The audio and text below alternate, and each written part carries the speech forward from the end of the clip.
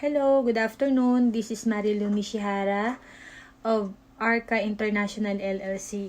So, ngayon yung video po natin, hindi po muna para sa mga applicants.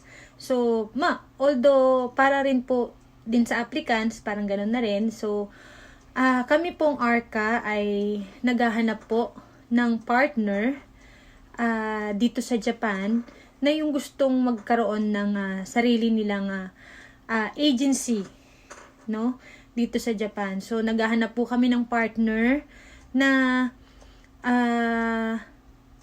kayang mag-manage ng isang agency dito sa Japan. So kung meron po kayong time, pwede po kayong magpaset ng schedule para sa more info and meetings with our partners here in Arca International.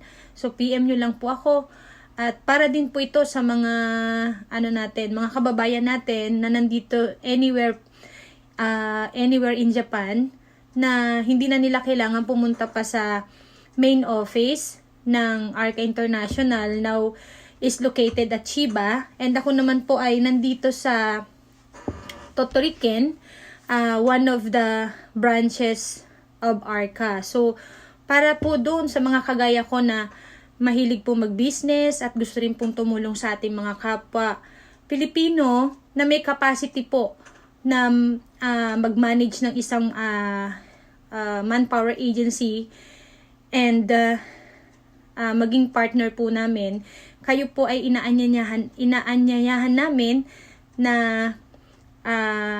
maki-join or mag-franchise ng aming Arca International LLC agency here in Japan. Thank you po and have a good day. God bless everyone.